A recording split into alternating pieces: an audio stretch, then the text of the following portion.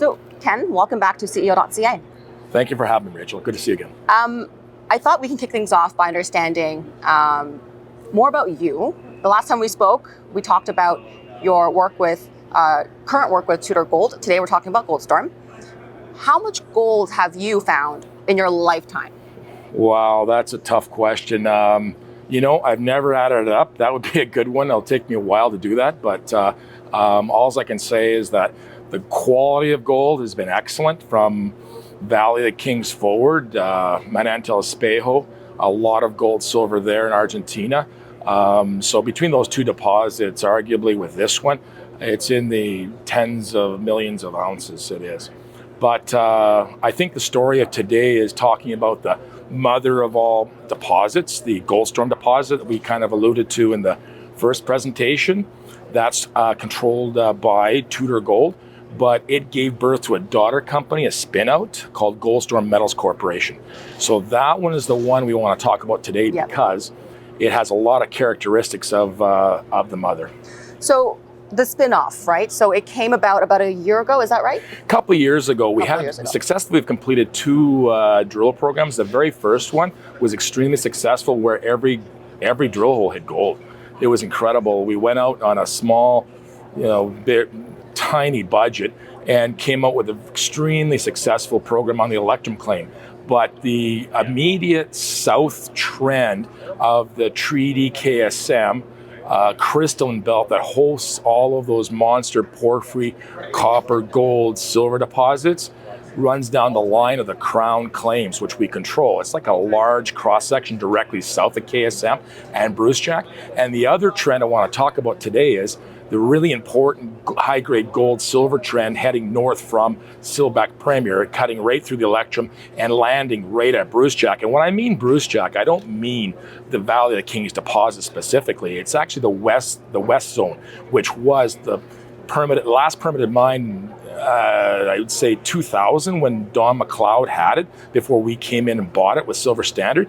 That was a very high-grade Proustite, Paradurite, ruby silver mine. So that trend of very high-grade silver continued right through the middle of basically the eastern edge of the Crown claims through the electrum claims and produced some very heavy silver mineralization in the multi-kilo count in silver. Crown and Electrum are your two projects under Goldstorm. Correct. You mentioned with Tudor, the focus is on Treaty Creek. Correct. Now, how do these deposits compare to Brucejack and Treaty Creek? Great. To Brucejack, there's some analogs to it all. I mean, the one we're working on currently at Treaty Creek Tudor has a lot of similarities to the KSM deposits, but the comparative to Brucejack specifically is the most recent discovery we had to rejuvenate our exploration thrust at Treaty Creek, where we've discovered another analog to the Valley of the Kings deposit with a very similar.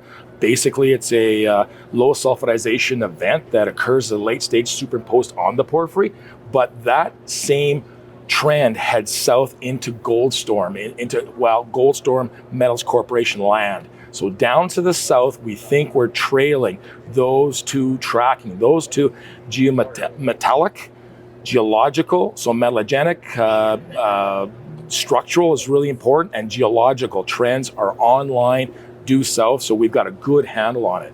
I think this year coming up, we'll be refining our targets and getting more drill targets so we can justify having a drill in, say, the Crown claims, because it's a bit of a distance. Even though you drive through the electrum, you still want to get the biggest bang for your buck. You don't want to go in there and just shoot one or two targets. You want to set up get a bunch of ducks in a row here and knock them off.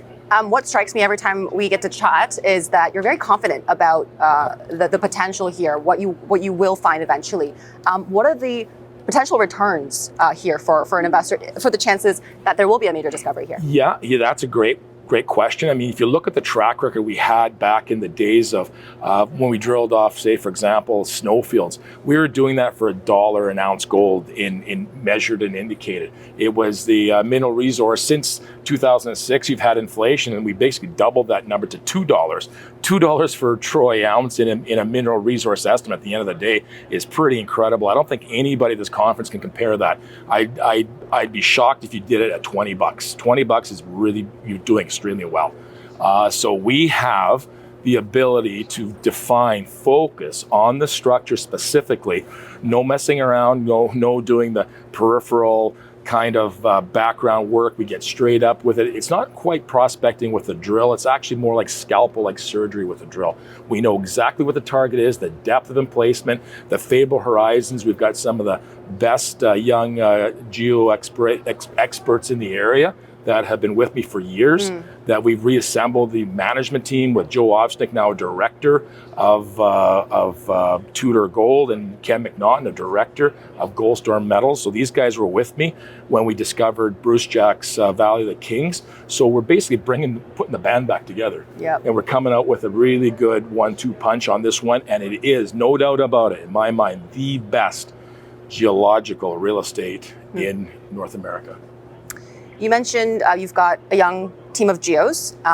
Finding young talent in this industry, I mean, I've heard it before and I've heard it already at this conference, is tough. Can you tell us a little bit more about your technical team and also what you think is important as a geologist who's been at it for years on, keeping yourself modern? That's a really, really good question. What we do is we develop it like a farm team. You take the guys under your wing, and the ones that show the aptitude to get bloodied up at the end of the day, have chips on their faces. Literally bloodied up? Yep. They've got to have split. You've got to have wear your helmets. Yeah, you've got to have calluses on your hands. You've got to have a few cuts on your face from chips of rocks nicking you. You've got to be able to recognize what makes grade, what doesn't make grade, and it's effort. It's all about effort and having the heart and soul to have the belief there's something of value there and to go after it. So you can't, it's like hockey, it's like puck sense. You can't teach that quality. You have it or you don't. So our guys, they study the science, they go after it. They're career geologists. They're not just in it for a stopgap. The attrition rate is like 99% in this industry. 1% of us end our career in this industry. They do. So it's difficult to find guys that are emotionally available, and you have to be there. I mean, a lot of guys like myself get married, have kids. That happens, a family, but still, you have to be vested in this thing. You've got to be. For me, it's now not an obsession, it's an affliction. So it's something you can't stop thinking about. And that what really makes a good exploration geologist is your availability, that you want to be in the field. It's where the discovery is. You're not going to find a deposit from a computer or macroscopically. That's one tool, but it's a sample. It's a sample to discovery, and there's nothing like seeing the elation in the face of a guy coming to you or a girl coming to you and say, "Look what I've got. I've got a chunk of visible gold here," and that's the beginning of the discovery, where the process begins and doesn't end. So what's next for Goldstorm? Goldstorm is basically Treaty Creek 2.0 reloaded. It's 5 years behind the genesis of what Treaty Creek was when we started out this time. We were a 20-cent stock in 2019 going forward. I stopped in, talked to a few people early in the journey. Eric Sprott was one of them. He's part of this show of the shareholder group of this. I pitched Skeena. Skeena Resources wanted to come in on Tudor, and we had no room, but I pitched them the story of Treaty Creek 2.0, and they jumped in for a 9.9. They liked the concept so much. So I think it's compelling. I think it's one that we need some careful money that we actually apply it. It's not like we don't know where we're looking. We know exactly, like I said, scalpel-like surgery, what we're looking for. The model is solid in our heads and our blackboards, back of our hand. We know what we're going after. We predicted we'd find high-grade copper there. We knew that the crystalline belt has copper in the center. The zonation is so important to us. The frequency of distribution is extremely important to us. So all those things are going to go forward in our arsenal of exploration, if we will, our armament of going through for discovery. We will be successful on this. I'm absolutely certain, because we know we've got already the earmarks of the next basically Goldstorm deposit at Crown. Like I said, I love your confidence about your work. Thank you so much, Ken. Thanks for having me, Rachel. Good to see you again. Yep.